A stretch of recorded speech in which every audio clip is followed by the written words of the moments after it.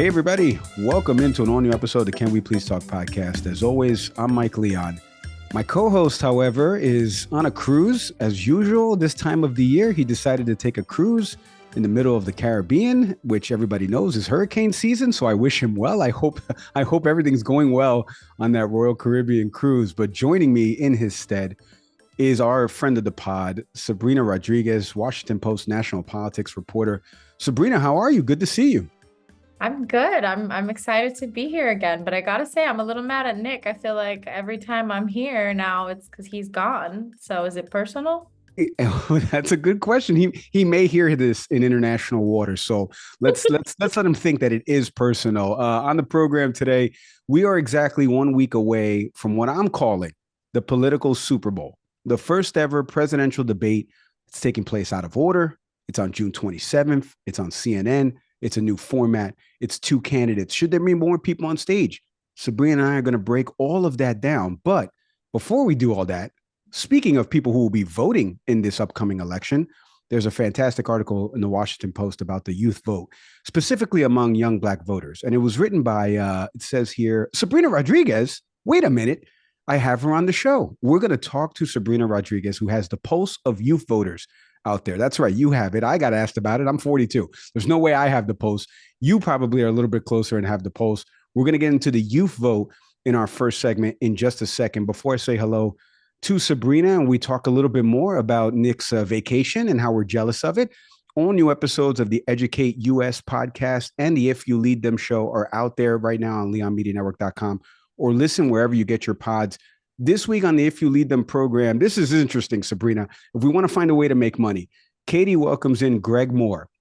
What does Greg Moore do? He's the author of Real Freedom, Why Franchises Are Worth Considering and How They Can Be Used for Building Wealth. This man has helped launch over 250 business owners that own franchises. I don't know anything about franchises. I thought you have to have millions of dollars to buy a franchise. You do not. For the low price of 50 grand, I still don't have that. You can probably get a franchise too. He wrote this incredible book and he gives Katie the tips and tools about how to do this, how to start this. Go listen to the If You Lead Them podcast over on leonmedianetwork.com or wherever you get your pods. And then the Education US show, Nick's on vacation, but Stacey and Patrice have you covered. In the episode, they dive into the critical mission of creating a fair and inclusive education system, featuring a conversation with Dr. Anish Georgie, exploring the profound influence of cultural background on education, fostering social emotional well-being for students, and to strive for equality in education. An all-new episode of the Educate US podcast is out there now on leonmedianetwork.com, or you can listen wherever you get your pods. All right, now I say hello to Sabrina Rodriguez. Sabrina, I know you've been traveling. We're going to get into your articles in just a second about what you've been doing nationwide. You're going to be covering the debate in Atlanta. We're going to be missing each other. I'm going to be in DC doing some preview stuff for CNN and another network. Take me through a little bit of just how you're doing, because it's about to start ramping up and you're going to be all over the place. So right now, how is everything right now? What are you hearing? Like what's the emotion? What's the mood of the people you're talking to? How's the work? I keep saying the vibes are off. That is my summary for I feel like this election cycle. I feel like I've spent a lot of time in Pennsylvania, Arizona, Wisconsin, and now I'm going to be heading to Georgia and doing some reporting over there. But I think regardless of where I've been over the past year, talking to people in the lead up to the November election, I think there's a lot of people frustrated with their choices. I think regardless of if you're Democrat or Republican, I think a lot of times we hear like that subsect, the person that like loves Donald Trump or the person who is like a really staunch Democrat and would like never fathom voting for a Republican. And like those people, yes, they have strong opinions about this election, but there is a lot of people somewhere in that middle that is just like, really, these are our two options. Like, really, this is what's going down. Like, this is like, I still get asked, and we are in June of 2024, presidential election year. I still get asked, like, is it really Trump versus Biden? And there's still people grappling with that reality. So I mean, I'm good. It's a lot of travel and I enjoy that part of the job. But it is definitely ramping up, and you see it in like the amount of spending from the campaigns. You see it in the fact that we have the debate coming up, and it's becoming a lot more real for people. Well, for people watching us on YouTube, you look like you've been traveling because you got a little bit of a tan going right now. I mean, I'm naturally tan. I want to ask you, though, real quick, because before we get into our first segment here, because it is going to deal a lot with what you've asked voters on the trail. I'm working with the Free and Equal Elections Foundation that's putting on a debate on July 12th at Freedom Fest in Las Vegas that will be airing on a couple of networks that features the other candidates and other options in this: Cornel West, Jill Stein, RFK, Chase Oliver from the Libertarian Party. So people are always asking me, are these the two choices? And I'm like, yeah, I mean, more choices, more voices. That's their motto, free and equal. But you don't know any about them because they're not on the debate stage on this major network. We're going to get into should they be in just a second. But when you talk to somebody and they tell you that they're truly undecided, do you roll your eyes like I do, even though that's bad journalistic practice? Or do you truly say, like, what is it about being truly independent? Is it that you don't feel that you're aligned with either party right now, or is it either candidate right now? Like, what is it that you're hearing? What are you trying to get out of that person when they tell you they're truly independent and they haven't made their mind up? I just want to real quick, very kind of you to have just said that you could tell I was on the campaign trail because of my tan, because really it's my perpetual face of exhaustion. But that was really nice of you, Mike. I try. But I'll say just from talking to people, first, I definitely do not roll my eyes. I have a much better poker face than that, I will say. But I think what for people it's the candidates. For people it's the fact that it's two candidates. The genuinely undecided, I mean, when you unpack that with a lot of people, they are leaning towards someone. That oftentimes you'll have that conversation where you start unpacking it, and yeah, that person leans more conservative or that person leans more liberal, and then naturally there you kind of get an idea of, oh, which candidate they would lean towards. But I think for people it's this idea of like, they don't like Joe Biden and they don't like Donald Trump. And again, I'm speaking in generalities. That's obviously not everyone, but I do hear that frequently of people saying, that they and sometimes that's sort of the justification for why they're going to vote for the other person is, oh, well, they don't really like Donald Trump, but Joe Biden is too old. Or, well, they like really think that Joe Biden is too old, but like Donald Trump is a convicted felon, or they don't like Donald Trump's, anti-immigrant and inflammatory rhetoric. So oftentimes it's like used to pit the two against each other where it's really that I hate to say, because about $1 for every time I hear it, but it's the lesser of two evils. Like for a lot of people, that is what it comes down to. And for some people, it really does seem like they don't know which of the two is the lesser of two evils. I think it's really interesting. We've seen in a lot of polling this year where, Democrats talk a lot about the threat to democracy, and they talk about it a lot in relation to Trump being a threat to democracy, and they point to the January 6 attacks in the Capitol. But a lot of Republicans and a lot of Trump supporters also worry about threats to democracy, and they think of it on the opposite side, and they think that Joe Biden is a threat to the democracy, or they think that Democrats are a threat to democracy. So again, we're like living in this world where a lot of people are worried about the same things. They just have very different conclusions about like whose fault that is. I would say another phrase that's commonly used right now is the hold my nose when I make a pick. Like that drives me nuts. I heard Judge Judy say that recently, and I was like, oh my God, stick to 4 p.m.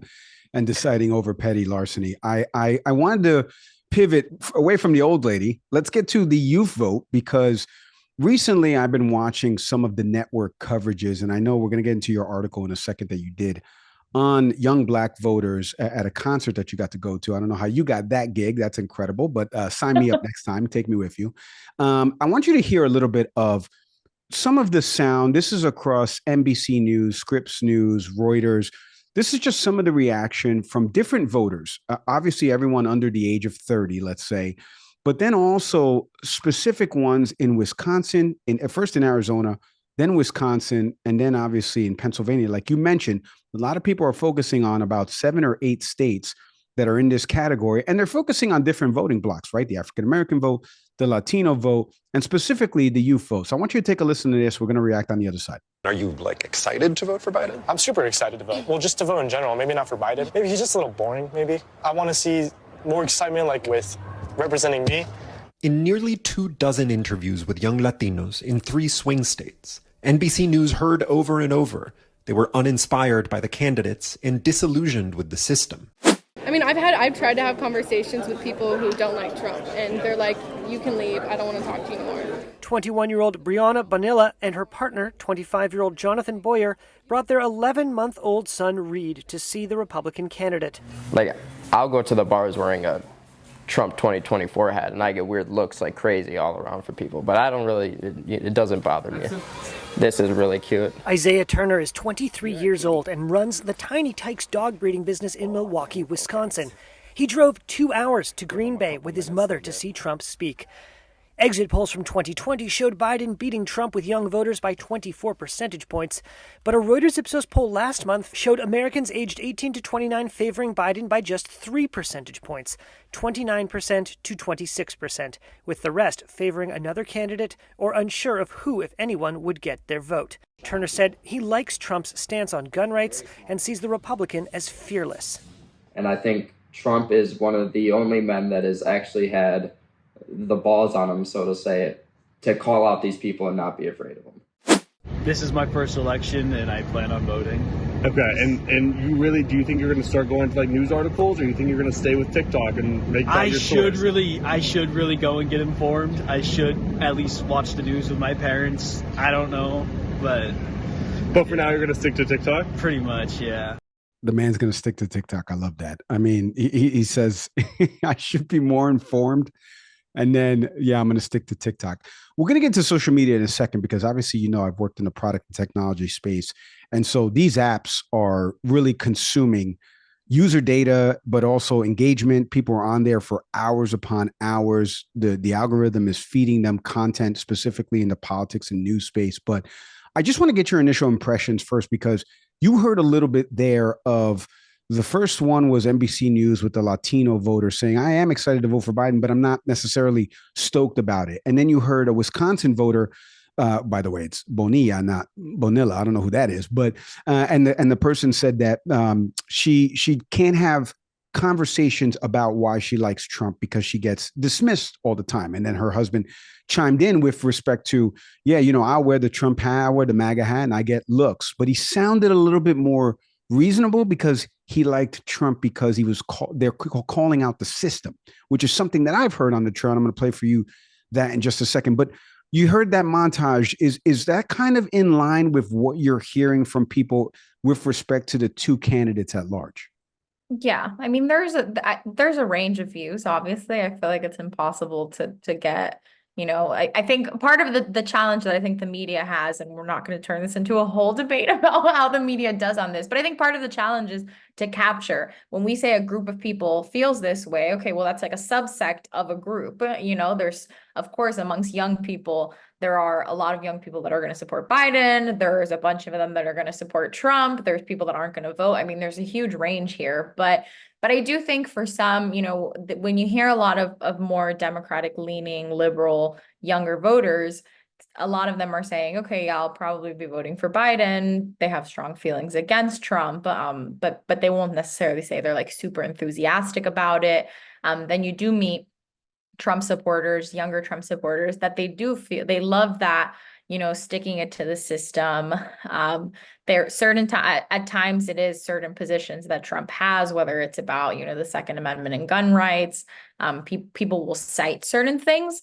But I think it's like there's a frustration with Democrats, like a feeling of, oh, they haven't delivered on what they promised, or Biden specifically hasn't delivered on things he promised. And then for those that are leaning towards Trump and like Trump, it becomes like the way that he navigates the system or the way that he handles himself, or, a lot of people, it sounds crazy to hear this. I mean, people that have strong feelings against Trump, but I often do hear younger voters say that they feel that Trump is more honest, or that Trump is very direct, and they actually sort of like his rhetoric, or like that he's very direct, and sort of they say like, well, he's more relatable, or like he speaks more, more direct to people.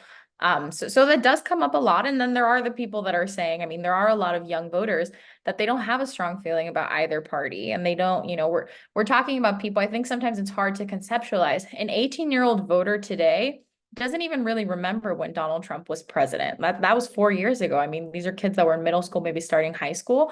So for them, they don't have a strong association with that. A lot of proud Democrats really reminisce about the Obama era. Well, if you're 18 years old today, you probably don't remember very much about the 8 years and when Obama was president and what that looked like. So they don't have this strong association with either party. And that's also why we see a lot of younger voters tending to register as independent or no party affiliation and have an openness to look at third party candidates because they're looking at this two-party system and saying like, this doesn't add up. Like, I'm not crazy about the system we have going in this country.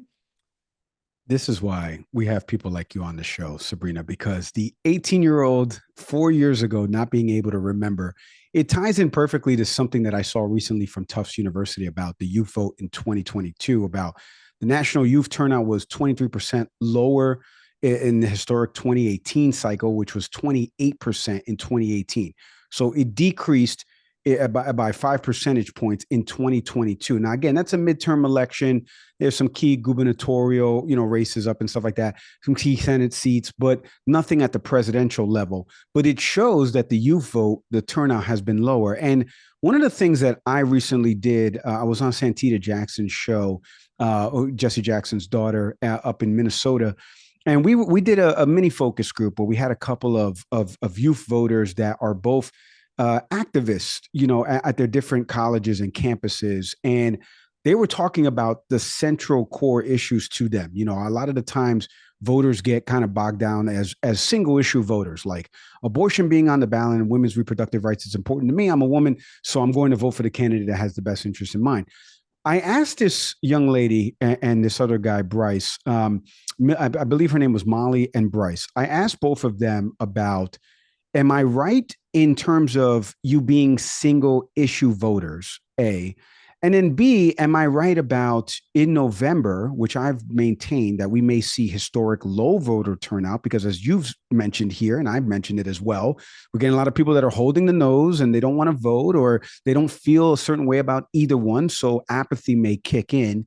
So I asked her about that, but I asked her in the context of what's the biggest issue to you right now about, and she said, Israel and Gaza. Why don't you take a listen to the response? I want to react on the other side. So take a listen to this.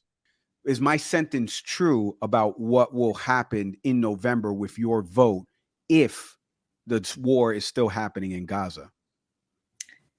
Thank you for the question. Yeah, I think your assumption is mostly right. I do think, I wouldn't call myself a single issue voter, but I do think that the U.S. government's ongoing military, financial, cultural support of Israel's genocidal regime in Gaza is the biggest issue to me, and will decide my ballot. I think the truth of the matter is, for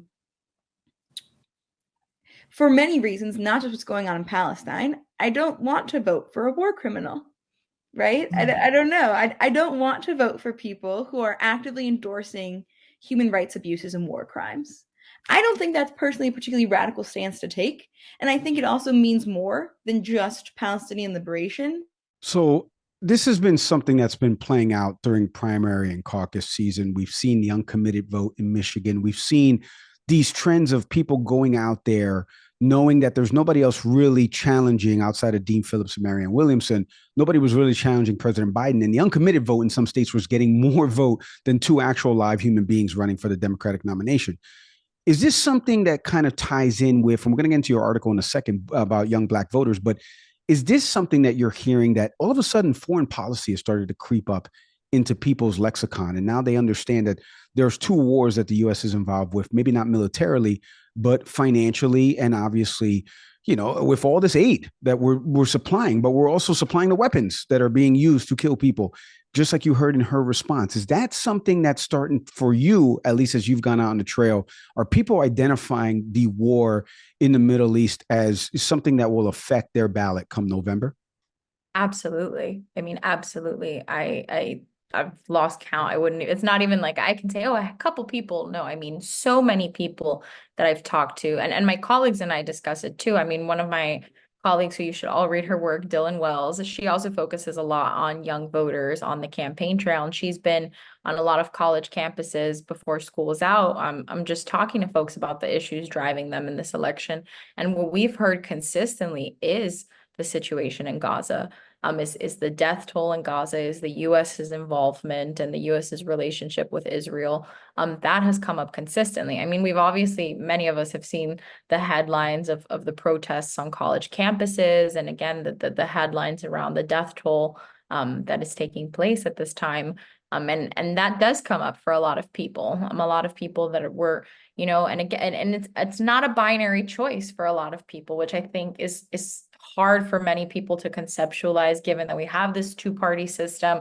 It's a lot of, oh, well, if you don't vote for Joe Biden, well, then you're going to let Donald Trump win. But for a lot of young voters that I've spoken to, well, they're saying like, I'm not trying to partake in the lesser of two evils. Like if the lesser of two evils is someone that is co-signing what is happening in Gaza or is allowing or facilitating for that to happen, I don't want to participate and I don't want to vote for that person. And that is something that I've heard a lot of young college students saying that they just don't like what they're seeing. And really, I mean, even if you just look at, the comments section, if you go on TikTok and you see like like any kind of video that comes up about Joe Biden or Kamala Harris, oftentimes the comment section, even if it has absolutely nothing to do with that, it could be like a Pride Month video. It could be, them ahead of Juneteenth, anything that comes up. The comment section is always filled with people criticizing them over this specific issue.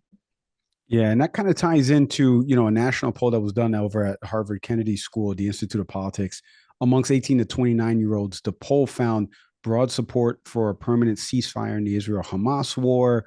And then obviously more than half of those surveyed in this opinion poll said that they were going to vote this fall. The poll surveyed about 2,000 young Americans between 18 to 29 years old nationwide. So it kind of ties into what you're hearing, but let's get into actually what you're hearing and what you ended up writing about, because you were at this concert that I alluded to back in Philadelphia, and your article kind of centered around young Black voters. And again, demographics wise, everyone's getting asked about. We're overanalyzing it, but we have to, right? Like we got nothing else going on right now, and there's a pivotal election happening in November. The direction of this country is going to reside with the youth vote. It's going to reside with the Latino vote, and the 62.1 million of us that live here in the U.S. It's going to reside with the African-American vote. It's going to reside with suburban women vote, and whether or not they lean in the direction of Trump like they did back in the day, or whether or not they swing towards President Biden. So take our audience a little bit inside. What was your aims and purposes of going to this concert? And obviously, what were some of the questions that you were asking, and what were you hearing feedback-wise from young Black voters? So, I mean, I got really lucky with this assignment. I got to spend 2 days at Roots Picnic in Philadelphia, an incredible music festival, getting to see artists like Jill Scott, Lil Wayne, Babyface, Andre 3000. So, I mean, it was, again, dream assignment. But really, I went and set out for, I mean, the crowd at this music festival is largely younger and Black. And it was actually coincidentally, this is not why it was planned, but coincidentally, it was the same week that the Biden campaign, President Biden and Vice President Kamala Harris were in the Philadelphia area, just 4 miles away at a college, at a small college in Philadelphia, launching their Black Voters for Biden-Harris effort. And they were, making their pitch to Black voters, and they were launching sort of this nationwide effort that they're going to be really trying to court Black voters, which is sort of like the key demographic group for Democrats. I mean, it's the most reliable voting bloc for Democrats historically. And Biden needs them if he's going to win nationally and specifically in these key states like Pennsylvania. So for me, I sort of went setting out just to like have conversations with people. Okay, do you plan on voting? Do you know who you're voting for? How do you feel about this election? How do you feel about the candidates? I'm just trying to get a gut check of, okay, like, how are people feeling around this election? And especially when it's a group of voters that the image around Black voters has long been, again, reliably Democratic, reliably, supportive of Democratic candidates. So how do they feel? And there's been reporting in the past about there's sort of a generational divide. So when you see older Black voters, they do tend to be more loyal to the Democratic Party and more supportive of Joe Biden. We see it in places like South Carolina that really helped him even get the nomination in 2020 to be the Democratic candidate for president. But focusing on younger voters, what I was hearing a lot was, as we talked about before, I mean, it's a lot of the vibes are off. A lot of, folks saying, I don't really fully know if I'm going to vote, which was something that was very surprising to me of how many people said they weren't sure if they were going to vote. A lot of people that felt conflicted and undecided. And what was interesting with the undecided, I think the distinction here, and I'm really glad I was able to present it that way in the story, was a lot of people were like undecided but never Trump, which then sort of raises like, but are you undecided if you're never Trump? Right. But it was really, it really illustrated how strongly people have reservations about Joe Biden, that they couldn't bring themselves to say that they were voting for Joe Biden. Like, it was sort of like there's this hope that something's going to change. There's this hope that someone else will emerge. Like, still sort of this idea of like, I'll make this decision in November, but I'll never vote for Donald Trump. But I'll make this decision in November. And of dozens of people that I talked to, I mean, it was only a couple of people that, the way I've said it to my friends and stuff, was there was only a few people that could like say it with their chest that they were voting for Joe Biden. Other people that I met that ended up saying they were voting for him for re-election, was sort of like, we'd go down the rabbit hole of, oh, okay, you're undecided, but never Trump. Okay, so then are you exploring a third party candidate? Well, I don't want my vote to be wasted. Okay, well, if you don't want your vote to be wasted and you're never Trump, then are you going to vote for Joe Biden? Well, I guess. And I had a lot of those conversations. And I think it was I'm so glad I had that experience and I mean, I've had in other states and stuff, but getting to have those conversations, because that's really not what you get to see in polls. You see like the top lines of them, but to really like game out with people, like, you're really not happy about the options that you have.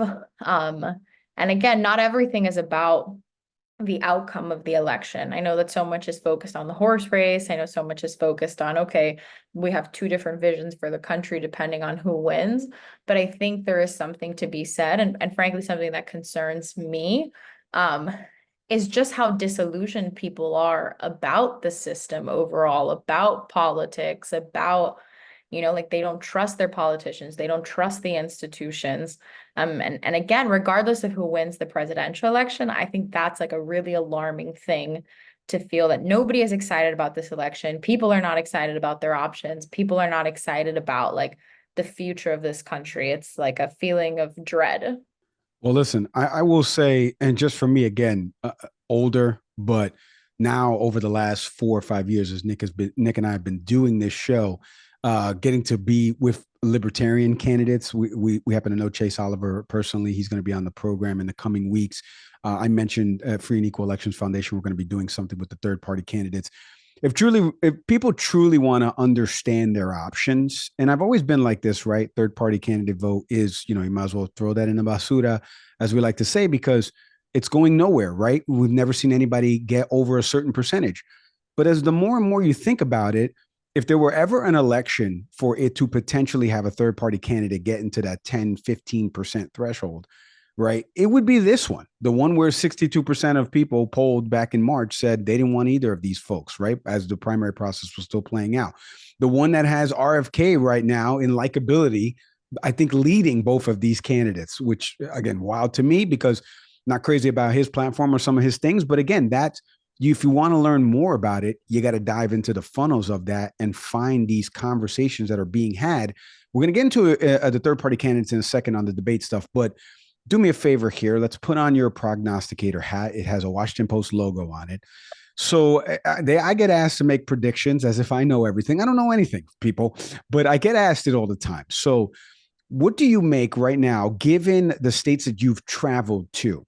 If you had to bet on voter turnout in 2024 for the presidential election, in 2016, we had 127 million people go out and vote. In 2020, we had 157 million people go out and vote. In 2024, do you think the numbers will be higher than 2016, lower than 2024? Will they exceed 2024? I can't imagine you would think that. And then also, what do you think of this hold my nose, but maybe I will vote for somebody else? Do you think there'll be a third party candidate that will be looking back come November 8th, whatever it is, and say, you know what, there's the state where Joe Biden or Donald Trump lost because this person, Joe Stein, Cornel West, RFK, got to 8-9%. And there is where the electoral votes went in favor of the other candidate. What do you make of both of those things? Oh man, Mike. I will say I appreciate it. When you said prognosticator hat, I was like, is he gonna ask me to pick who is gonna win? Because that's not that one. If I knew who was gonna win, I would be not a journalist and I would be doing something else for sure. Right, exactly. But I mean, I think based off of everything, and again, I add like a million cautions to anything having to do with me prognosticating and me really giving like opinions of what's going to happen. But it's hard to believe that there's going to be a historic turnout in this election. That I feel strongly about. I mean, I think even just you see where spending is happening right now, and you see like sort of what Democratic and Republican aligned groups are doing. I mean, they just are trying to get people to turn out. Like we're still 5 months out from the election, but there is so much money right now going into like, okay, how to get people excited about this election? What is the message that can get people excited about the election? If the message isn't around two candidates and people aren't going to get amped up about that, okay, well, can a group do events at beer halls, or can they have dance parties, or and some of that's tailored towards young voters, but there's so many different kinds of efforts of like, okay, how can you get people energized around this election? Is it down ballot candidates? Will people like certain Senate candidates more? I feel like there is an outsized amount of conversation about how to get people to turn out, and I think it's because of that fear that people won't in this election. So it's really hard to believe. I mean, maybe something shifts between now and November that really triggers people to think more highly of the stakes of this election and think, that there's more of a necessity for them to come out, or something shifts with one of the candidates. But really, it's hard to think of it sort of being a more historic election than the 2020 election. Now, if it'll be more than 2016, I leave that to all my data people who would maybe say, like, because of population shifts and things, maybe there is going to be higher than 2016. But again, to think of it higher than 2020, it is really hard to believe, because a lot of people are not buying the same message that they got in 2020. It's just not resonating the same way. So that's the first thing. Now, the third party candidate, I mean, look, regardless of what happens with the third party candidates, we saw after 2016, a lot of people blamed third party candidates for Hillary Clinton not winning, and for that not ending up happening. But so because of that, I would say I'm sure we're going to be having a similar conversation to that one after this election. I think regardless of who wins, that will be coming up. It'll be like, well, so-and-so siphoned off votes from Trump, or so-and-so siphoned off votes from Biden.